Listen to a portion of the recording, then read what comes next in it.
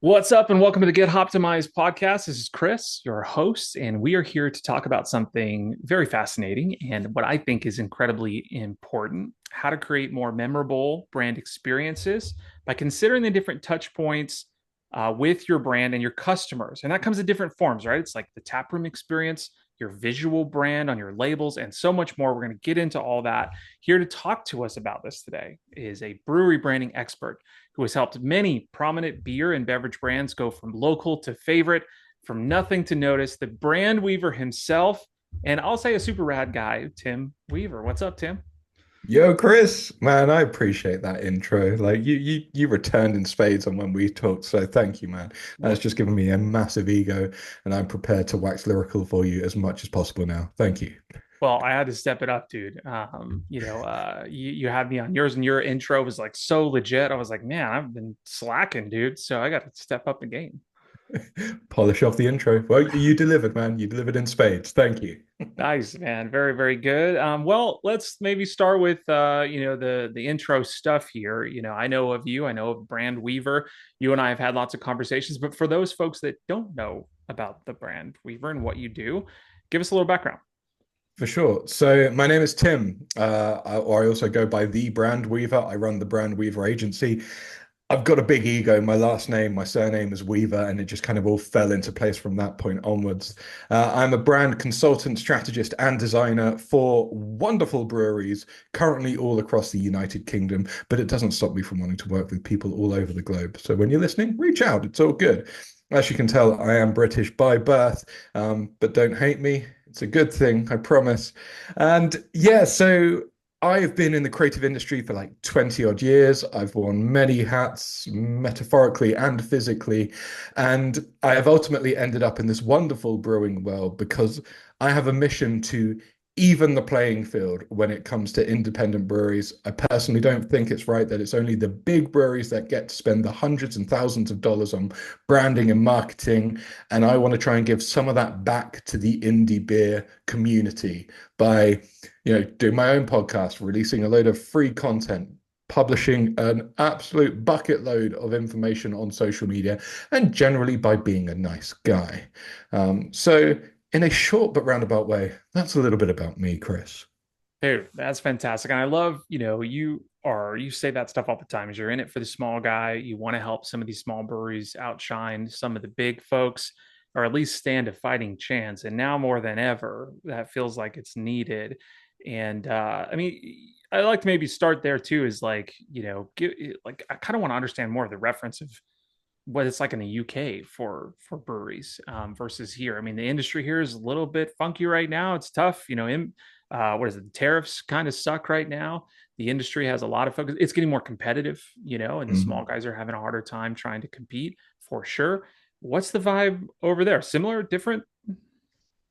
Similar. Like if we look at big picture, we used to have around 3,000 awesome breweries here in the UK. Now, naturally, a lot less than you guys over in the States, but you guys are massive in comparison to us. So if we kind of ratio it out, it works. We went from 3,000, we're down to 2,000 right now in the space of what seems to be just a couple of years, realistically. Wow. Now, COVID, of course, has a lot to answer for that, but there's still more to go. Like, we're still going to be like kind of filtering out, and some of those breweries that maybe should have stuck as passion projects, you know, aren't going to see the light of day for much longer because they're not putting their business hats on. Hmm. So I see it as a good thing because what's going to be left is really great breweries who know not only how to make a great beer, but how to deliver an awesome experience, how to cultivate a community, a tribe, deliver something that people really want to be part of and involved in. And of course, branding, in my opinion, plays a huge role in that. Yeah, similar vibes for sure. I think there's like a Warren Buffett quote or something. I'm probably misquoting him because I use this quote frequently. Is he says something like, you find out who's swimming naked when the tide goes back out to sea. And the metaphor is that, look, the folks that, really couldn't make it because they weren't running a really great business, they weren't thinking with their business hat on, they struggle when times get a little bit more tough. And it sounds like there's a little bit of that going on where you're at too. When I think of a bar in London or something like that, I'm like hit with this like Doctor Who-esque, British pub, pints and soccer kind of thing. Is that what is that what a brewery's like there? I mean, what's like the taproom thing like Yeah, around? so in all fairness, the taproom experience is quite different to what you classify as a pub here in the UK. Pub, like you say, old wood, sticky carpet, stinks of tobacco, even though you haven't been able to smoke in one of them for years. One old guy propping up the corner, muttering to himself, some outdated soccer game on the TV, and just a load of kind of boiled eggs just rolling down the counter. That bit doesn't happen, but it'd be funny if it did. Um, but versus the tap room vibe, the tap room has been given almost this opportunity to be something different to consumers and drinkers. So there are a couple of, stark differences between a pub and a tap room here in the UK.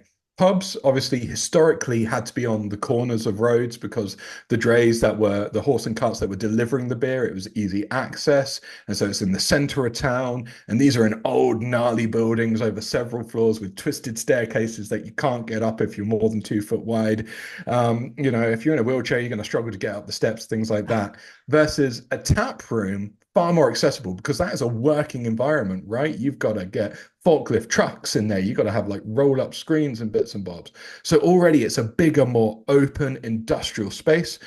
Downside of a tap room, a lot colder than a pub because damn, the wind gets in those things versus the pubs, they can shut the doors. They've got heating. It's beautiful. But yeah, tap rooms are more kind of industrial, more almost stereotypical tap room here in the UK, where you just got the long wooden benches and probably not dissimilar to what you guys have out in the States. Yeah. Um, but it is propped up by the British drinking culture, of course, that we're all so very proud of and ingrained in us from young ages. Right on. I'm glad you get the visual. And I love the history on the pub thing. I did not know that about why they're on corners. And you think to horse and kind of situations, you don't want a bunch of horses in an alleyway or something like that. Sounds like a recipe for disaster. So smart thinking on the city's part way back then, and it seems like the tradition's kind of stuck. But the taproom thing, notably different. Mm. And I'm curious, like, this is maybe a good launching point into our conversation about like touch points and branding and experience and all that. And maybe have you define like what does that actually mean? Like us as marketing people, we kind of understand these terms like touch points and brand, experience and that stuff. What does that actually mean for a tap room or for a beer brand? Great question, Chris. I classify a touch point is any element that your drinker can interact with. It could be the glass, it could be the beer mat, it could be a little pop-up sales thing that sits on the table when you're in the tap room. It's the back of the can, it's the clip, it's the poster that you put on the back of the toilet, for goodness sake. Like everything where you have the opportunity to say something, deliver a message, and it doesn't just have to be, visually, it could be audibly, it could be through smells, it could be through touch. These are all brand experience touch points that breweries can double down on and make something which is so very exciting and immersive, which enhances the beer offering and just their brand that they are building. Excellent. Immediate visual comes to my mind. I was at we have this tiki bar here in town, and it's called the Stray Pirate here in Vegas. And you go in, it's like totally tikied out, obvious, like, okay, you're a tiki bar. It looks like a ship, whatever. But when you go to the bathroom, there's two bathrooms, both are unisex bathrooms. So you can check out both if you want to. And you go in and like the whole bathroom is like totally like sealed off, and there's different music playing in the bathroom. There's like a theme to the posters, and like I think one of them is like SpongeBob themed. The other one is like a bunch of pictures of something else, like Dude Pirates or something like that. And it's like they've taken that's kind of what I'm picturing here. Is like that's an example of a touch point. So we've created a different experience in the bathroom for you there, and it's not necessarily hey, it's throw your logo in the face, although the logo is part of that experience, I imagine. So you immediately made me think about that. Is that tiki bar? Tiki bars are a great example of this too. It's like a whole ambiance thing. I think you guys have Exactly, tiki bars out man. there. tiki things? No, very few. Like, and it would be done ironically, I should imagine, here in the UK, or accidentally potentially. That's the thing. Like, you have a stereotypical tap room, but another benefit that a tap room has over a bar is you're only there to represent yourself. You don't have to be this kind of vanilla background because you've got all these different products and different brands that you have to represent. In a tap room, your tap room, you can just be you. So you don't have to just rely on the standard benches and the bar. You can do things where people walk in and they're like, this is cool. I got to tell my friends about this. I'm going to take a photo. I'm going to share it online. I'm going to bring people back here when they're vacationing in this place. There is so much that they can do. And that's another question I have for you is like, how do you like, if you're thinking about this, you're like, all right, our tap room is a spot. We're going to try to create, a brand experience here. What do you put on that list? Do you compartmentalize this thing? I mean, what are some of the strategies for thinking about brand experience in the tap room, from your perspective? So, what I like to do with my clients is I like to go back to the very beginning. And first, you've got to establish, well, who are you as a brewery? What is the story that you are telling? Because if you're just going to go like, hey, wouldn't it be cool if we put this up in our tap room or we did that? And it doesn't really align with who you're trying to be. It's not cohesive. It's not consistent. It can actually damage the reputation of the brand or just confuse people coming to you. So the first thing is you've got to understand, all right, who are you trying to be as a brewery? Beyond delivering great beer, are you a brewery that reinforces community? Are you a brewery that's specifically designed for outdoorsy people? Are you a music loving brewery? What kind of brewery are you? What is the story that you want to tell? And who is your tribe that you're trying to attract? Once you start to understand your story and who your tribe is, who you're trying to pull into your tap room, you can start to go, right, let's look at these customer touch points. So the tap room is kind of this big bucket of touch points where you can throw a load of stuff in there. But there's actually a wider plan where you think about raising awareness, the customer considering you, them purchasing something from you, you delivering service, and then developing loyalty. And you can break down a lot of those into the tap room and, of course, all of them beyond as well. But if we specifically say, okay, tap room environment, right, let's consider decor, let's consider soundtrack. Events is a massive one, naturally. Language, education of the staff, tone of voice. What are we doing at this time that can really communicate clearly and effectively what we are and who we are? So I like to start with that. And if we took an example, for example, of a brewery that was dedicated to cyclists, right? You go, okay, so we're a cyclist brewery. What does that mean? Well, from a decor side of things, then we're going to have to get maybe some bike racks outside. That's going to be really helpful. What can we do? We can get a load of jerseys. We can get a load of popular jerseys from well-known cyclists that rock up in here. We can host events where we can set up our own kind of like cycling events, and when people finish, they can come here. They can have a refreshing beverage. We can name some of our beers after certain parts of a bike. I'm not a cyclist. I don't know why I picked this analogy, by the way. It's really going to fall apart really, really quickly. Well, We can we actually have replay. a client in our portfolio that is very cyclist focused, Oh, brewery. So perfect, man. I was like, oh yeah, that's actually, I'm seeing it in their tap room and their experience too. So not too far off, my friend. dude, okay, cool. Well, we can carry on then, when we talk about decor as well, bits of bikes, wrapping bike chains and stuff around, but everything should scream what your brand is all about. And when you put those events on, it should reinforce that. And when you make the new beer, you want to be tying that in as well. Like everything needs to come back to what your brand is, who you're communicating to, and who are you going to try and pull through that tap room? If you know Down those that bits. road, where do you start to, where would you recommend, or where do you think like the fear of saying, all right, we're gonna very much lean into that niche and that visual aesthetic and all that stuff. Do you alienate another, too much audience if you niche down too hard into that kind of visual brand, or do you think there's not credence in that? Like I think the saying is like, if you market to everyone, you market to no one kind of vibe, or what's your take on the risk of, going too far in that direction and potentially alienating potential customers? There is a risk, but you can take a calculated risk with this, right? If you're looking, where is your brewery? Where are you setting up your tap room? What is the community like around us? What are they into? What's the history of the town? What's it well known for? And if you can find that overlap with your own passion, then you're potentially onto a bit of a winner there. You might go to, might set up your tap room in a place which has such a buzzing or a historical scene for music, live music, that you can really tap into that. And you can be that next venue on the street that you get some great beers, you get to see a live act, or there's a singer-songwriter, and then you move on down the road to that big live show that you were meant to be going to anyway. Mhm. Naturally, if you pick an environment where you're going to introduce something which is a bit too scary, like some brutal death metal band in an incredibly conservative area, you might struggle. But even having said that, I think it is so important to stick to something that you truly believe in and you're very, very passionate about, because it's going to come out. It's going to be authentic and believable. And you might as well die on that hill that you truly believe in instead of doing something which is a little bit half-assed and a bit wishy-washy. I mean, if you take what we do, right? We have niched into the brewery sector. We decided that these are our people that we want to work with. And did it actually stop other people approaching me saying, can I help them with their branding and marketing? No, it didn't. It's not like you're going to have someone stood on the door going, by the way, you don't meet the criteria of the people we want to drink here. Get out of here. It just sharpens your arrow. So you know the language that you're talking, you know the events that you're putting on, you know the visuals that you're using. And then other people almost get like pulled in around the edges just because it's different, new, and exciting.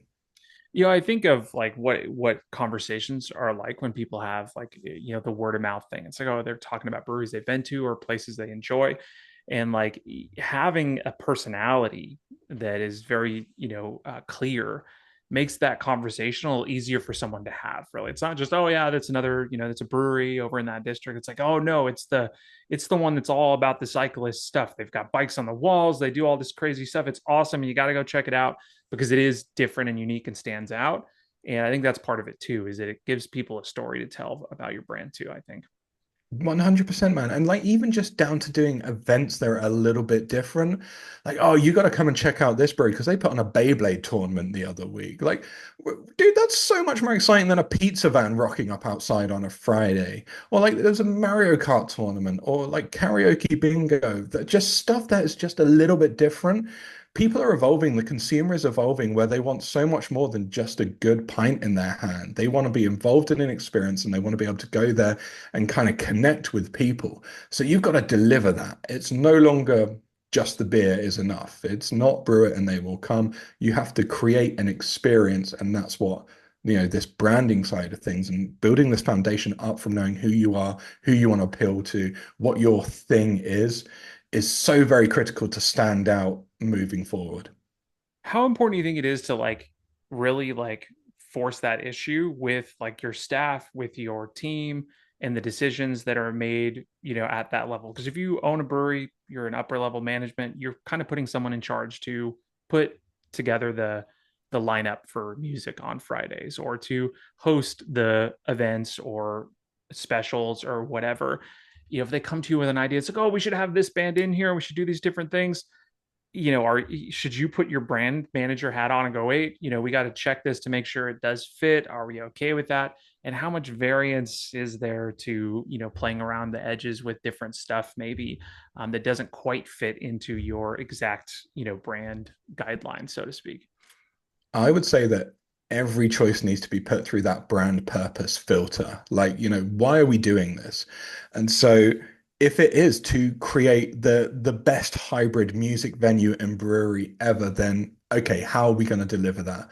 Oh, shall we like bring in the soccer team and they can teach everyone how to do tricks in the tap room? No, it's a cool idea, but it doesn't reinforce what we're doing. Okay. Mhm. Let's bring in some musicians. Let's get them to teach kids how to play guitars, or let's get them to teach dad how to rock out to AC/DC whilst he has a couple of pints. Probably going to be better after the first pint than the fourth pint. We'll see how we get on. But it's Maybe, got maybe to, not, maybe he's figured it out. yeah, to you sound like a rock legend at that point. Everyone else around you is going, "What is going on with this guy?" Yeah. But then you say the educating the staff and bringing them on board for workplace culture, for each and every one of your team members to go, yeah, I see what we're trying to do. I know we're pushing this big old ball up this hill because we're going to achieve this, and I want to help with that. It's so very important. Mm, Especially people in the tap room, those people actually serving the drinks and pulling the pints. Not all of those are going to be Cicerone level educated people. They're going to be some people, they're just trying to make a buck, they're trying to make a living. But if they feel passionate about what you're trying to achieve, and they're like mad music heads as well, it just works so very well because there's this kind of cohesion where it all comes together. And your passion for the brewery then gets transferred to the people in the room through your staff. And of course, your staff then pass it on to the people walking through the door. And they're like, I love that guy who served me that beer. He was so cool. He actually told me a couple of great things about this place or what they've got coming up. I got to come back again. They're going to leave a review, and everyone's a winner. Versus getting someone behind the bar who's so disengaged and they can't really be bothered with it, and they leave such a negative impact mm. on your brewery experience. Nothing stands out more to me, and maybe it's because I am a marketing guy, but when I experience a place or an event or something, and I can say they know who they are, and I love that about them, and that stands out to me, and I know it stands out in the market too, and I'm sure you'd agree with that as well. Could not agree more, dude. Just having that confidence to go, this is what we are, this is what we do, and almost unapologetically in some cases, Yeah, exactly. like stick to your guns. It's terrifying, but we've got a couple of brands here in the UK who have done it incredibly well. You know, we've got a brand called Vault City who are just owning the sour market here in the UK, and they're releasing like crazy flavors, but they're stocking shelves in the supermarkets. And there would have been a load of people going, "Well, I wouldn't do that. That's a bit too risky. No, no one's going to Yeah. drink that." But they head down, gung ho. They stood behind what they believed in, and they're smashing it now. People love that sort of stuff, and you make a perfect reference to retail, and I want to zoom out or take a trip, outside of the tap room to the local grocery store, beer mart, wherever you're picking up cans, and think about the visual elements of your brand on the can or on the bottle. Obviously, both of us, we could talk until we're blue in the face about that is important, right? But like, aside from just having the logo on the can, how can breweries kind of continue this idea of brand experience on the can? What things can go there? What should you be thinking about? Oh, dude, how long is a piece of string? We could go on this one for hours. So, like you say, naturally, visuals are important in that environment, in that setting. If you want to grab the eyeballs of someone who's never drunk your beer before and never heard of you, you got to stand out. You got to be doing something different. But everyone's trying to do that on that shelf, in that bottle shop, that tap room, wherever it might be. So the things that I love to look for in can designs and bottle designs are like little Easter eggs and the wonderful extension of the story and the narrative that happens, even to the point of like a die cut label, so a custom cut label or something that goes onto the can, or you drop the can label to the bottom 50% of the can, so there's just a whole load of chrome at the top. It immediately looks different, and it's not like breaking the bank because it's still a label. It's just wrapped at the bottom, right? It's an adjustment of the printer. The texture that you put on the can, either, the common ones are rough, uncoated, or coated, glossy, but you can do spot varnishes. You can do different textures that make it feel different. So even when you're just holding that can, you're like, I've got something different in my hand. Mm-hmm. But then you've got the artwork, the front of the can, which is like, oh, glorious looking illustration of flaming skulls or whatever the standard stuff is that most people put on ruddy cans these days, which is equally frustrating, by the way. But if you grab their attention, they've picked it up off the shelf because, okay, that looks interesting. I've not heard of these guys. Deliver on the back of the can. So many times I see the back of these cans and bottles look like no one gives a damn. They've thrown up the information on the back. There's a barcode. You've got a couple of logos like don't drink this if you're pregnant. Yeah, obviously. There's some kind of legal stuff you need in there. But where's the story? Like, what's this beer really going to taste like? And don't give me all of that namby-pamby kind of, you're sat on a tropical beach and a seagull's just dropped a coconut on your head. Like, genuinely describe what it's going to be like. Or when should I drink this? Like, how would it work into my drinking routine? That sounded weird. But like, what should I be doing to best enjoy this? flavor profiles, diagrams, a story of the brewery gets lost so often. You're a brewery who's new to market and trying to attract new people, and then you don't put a damn thing about your brewery on the back of the can or bottle. What are you doing? Right? Mm. Don't put a QR code on there. No one scans them as well, by the way. That's a waste of space. Use that for a Really? different You're out on storytelling the method. QR code thing, huh? Dude, I put this on social media the other day, and like not one person went, I scanned the QR code on the can. I was like, cool, I'll take that as gospel. My research, which consisted of approximately 25 people, that's it, solid. I will never be putting a QR code on anything ever again. That's not true. I'll probably do a bit deeper testing, but you get my sentiment. Yeah. So it is a whole experience, like even to the point of, your kind of your 4-pack binders. What can you hide underneath those? I've seen certain people do like the gold ticket giveaway stuff. What are you printing on the bottom of the can? If you get super crazy and play with your labels, and like there's a brewery here in the UK who are dabbling with it. Their logo is a crest, and they've made it like a pull-off sticker thing. So you can actually just collect the crests from each of their cans, and either they're going to put those in a sticker book because we've got nerdy beer collectors here. If not, someone's got to go rampant and start sticking it around places, and it's just extra promo anyway. Yeah. Like we've got Yeah. what we call like Panini sticker books here in the UK, where you collect like all these soccer players and stick them in a book. So it kind Oh, of that's really pretty cool. ties into that vibe. So you can be really clever with creating like interactive cans in terms of like what you print and how you do it. There's another brewery, like pretty big brewery here in the UK called Northern Monk, and they have these like peel and reveal labels that they had a range called the Heathen range, which sounds metal, and it did have a lot of band stuff on it. But Yeah. they collaborated with the band. The front of the can was the band artwork, but then the can label would peel and reveal it. It's almost like a massive kind of about the band on the inside, not somewhat similar to, and showing my age, but when you got a vinyl record and you really bought into Yeah. the decent booklet and stuff on the inside, it was just it gave you more. So I think beyond having a sexy looking can on the front and avoiding flaming skulls, do something that makes it an experience that people go, oh, that's pretty cool. Or I want to tell my mate about this. Or I want to take a photo of it and put it on Instagram, or all of those things. And they're all completely possible. Just takes a little bit more thinking than I want a pretty picture and a fun name for my beer, please. Yeah, I there's obviously a lot of that, right? Pretty picture, fun name, and you can only do that so many times, especially when you have, 2,000, 3,000 other people doing the same thing in the UK, and I think we're at 9, 10,000 here in the United States. All these folks are kind of thinking the same thing. So you got to think about something that stands out a bit more. And I love that thought about the Easter egg bit. Like somebody sees that and they go, oh, that was clever. All right. And now you've created a good emotional connection with somebody. And that's what it's all about, is creating that emotional, whether it's funny or heartfelt or whatever the case is. And that's a good one. I love seeing the Easter egg stuff. And I love the sticker thing too. I wish more did that. That's fun. And then you got a cool sticker. That, and also like even your packaging. So if it's not an individual can or bottle, like you don't just have to have a normal box. Like what can you do? Again, we got a brewery here in the UK called Siren, and they've just dropped a toolbox of beers. So it literally looks like a black toolbox, and you open it up and it's got two layers. You remove the first one, that's got cans in it where you normally have your screwdrivers and other tools. Again, I'm not very handsy. I'm not a masculine kind of guy, so I can't even name anything beyond screwdriver, but you know what I mean, right? Yeah. Like all those cool things, there are so many opportunities to just do something a little bit different. In fact, I did something with a client of mine. They're based down in the south of the UK, and it was all based around their purpose of it's craft, not daft.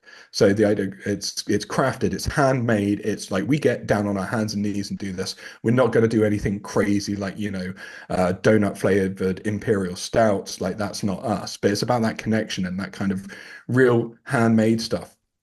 So with their beer mats, on the one side, it's pretty standard. It promotes the brewery and their socials and their purpose. But on the other side, we left it open with a couple of lines to say, like, craft your message. And so we invite everyone who's having a beer to leave a little message on the back of the beer mat. And this has worked really well in a couple of different ways. So in their tap rooms, when it's quieter, they can almost do that kind of Starbucks thing, where they write your name on the side of the cup. But Yeah, this time you're like, hey, Chris, love your glasses, dude. Enjoy this IPA. Bang. And you've got like, oh, I feel special. I feel welcome. I feel known. It's beautiful. that's But rad. when they don't have time, they leave them unwritten on the tables in the tap room. And so then drinkers can leave messages. And what they're actually getting is kind of like handwritten reviews of like, best damn hazy IPA I've ever had. Obviously, you're going to get some Right, offensive so it's stuff like in they're there. won the marker on the label, Yeah, and man. they're On the they're beer mat. selling those to different people. So you get like a crafted message from somebody when you buy a beer. Exactly. And so Dude, now what they're doing is they're collecting all of these. And when they've got enough, I don't know if they worked out the total number they need, but they're going to make an installation and it gets back to the tap room. And it's just going to be this massive wall of beer mats of people leaving these cool comments and these friendly reviews and messages. And it's just that all came from a beer mat that costs what, 25 pence, 30 cents to print. But it's about being clever and creative and coming from a point of brand that really reinforces what you're about. dude, that's awesome. It makes me think of like you see them sometimes at music festivals and like arts districts and stuff where they've got a wall that's maybe chalk or something like that or a piece of paper and it's like, oh, write what you're feeling right now, and people come up there and talk about something or whatever. They're feeling good, they're feeling sad, they lost their mom or dad, they just had a wedding, and like that's a cool. Every time I see one of those, I always write something on there, and this is what I'm visualizing with that. Obviously a smaller kind of environment with it, but what a cool way to engage your customers and then tell that story again in the tap room on the labels and so on and so on. What a cool idea, man. Thank you for sharing that. It's rad. You're very welcome. Everyone else, please rip off my ideas and just give me a shout out on social media if you do Did use you take things. notes? No, please don't do that. Or at least ask him to help you out with it. A question I have is kind of a deeper level here with this stuff. We've talked a lot about like the execution and where this stuff ends up. But like, what if you're not a creative person? You're like, I don't really even know where to start with this stuff and my story. Like, do you have any advice for somebody to say, look, if you're trying to figure this out, this is what you should do? Or should you, at that point, hire someone? I mean, is that the advice with this? Or what are your thoughts on kind of coming up with some of these storylines for your brand?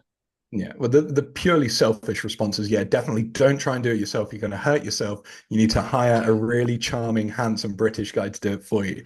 But the truth is, I always encourage people to look at three things when they begin. And this is more maths than it is creativity. Okay. It's kind of like the alchemy of branding, in my opinion. You need to write three lists. Okay. So dead simple. We're not even getting up to five. So we can do it on one hand, right? List one.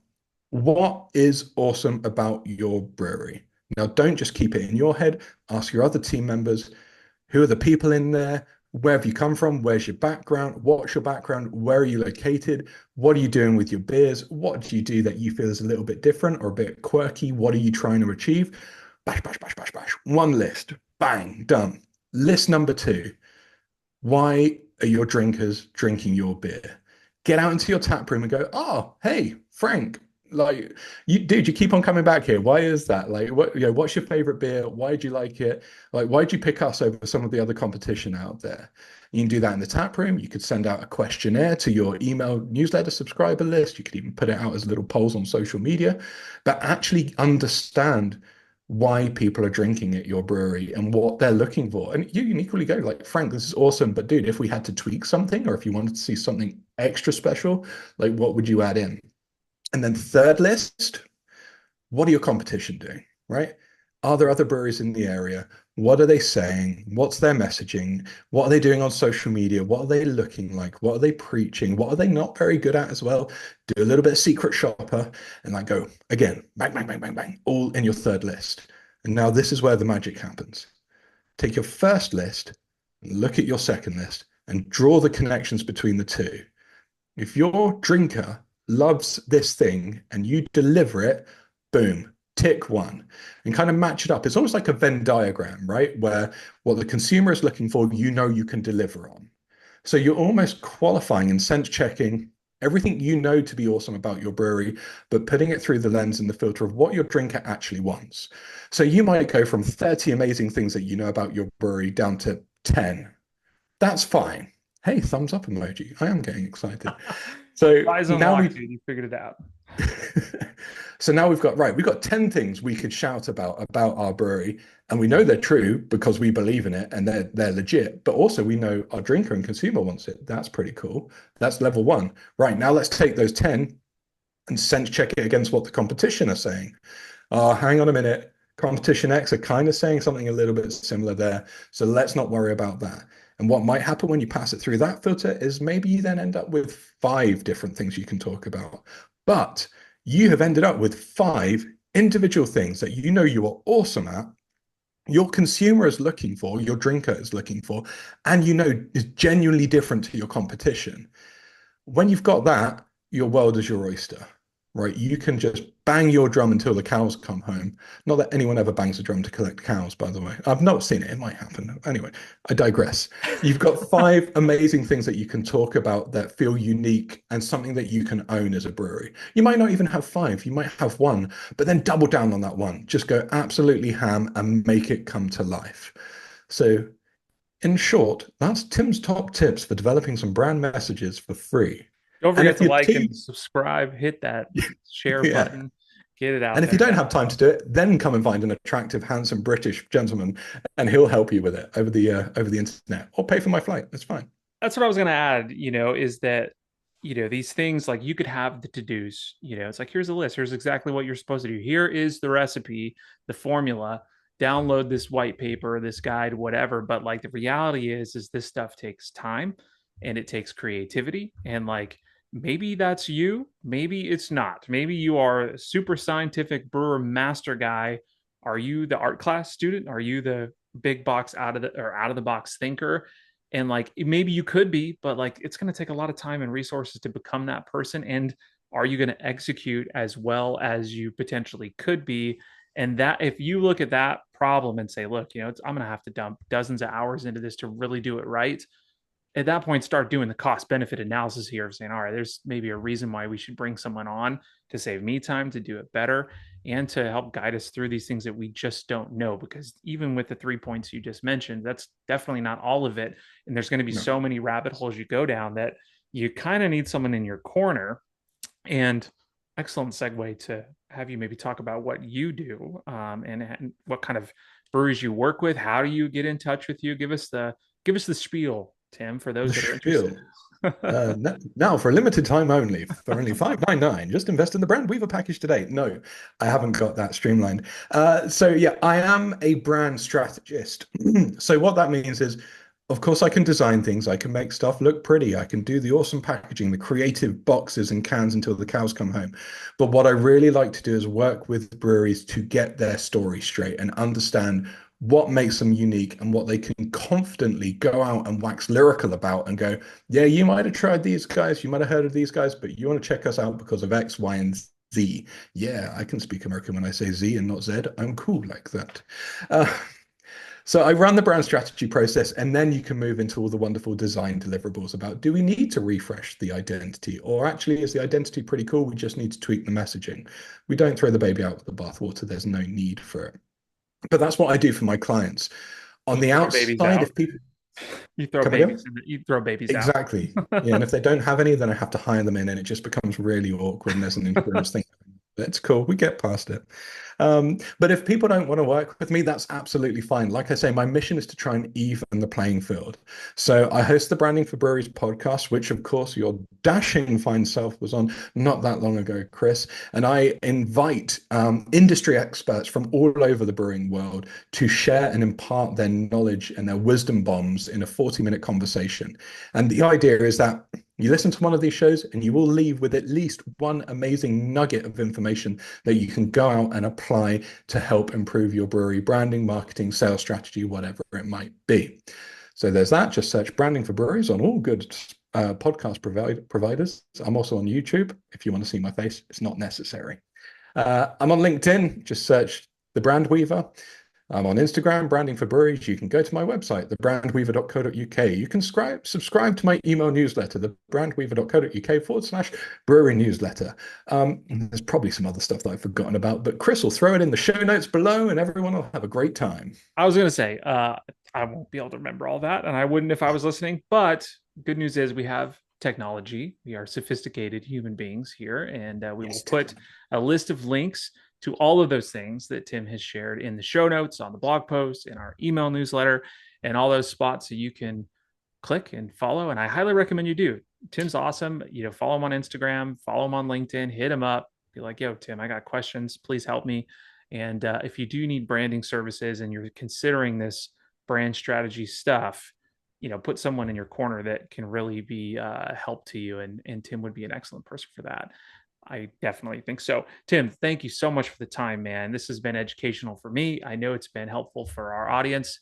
And I especially appreciate it because you've come all the way over, well, digitally from across the pond, as we say. So thanks again, Tim. I just flew in and boy, are my arms tired. And they said, no, Chris, my man, dude, You it's had been to do it. you got to end on a high note, right? Just keep on wanting more. Nice. Well, Tim, thanks again, man. We'll talk soon. Cheers, Chris.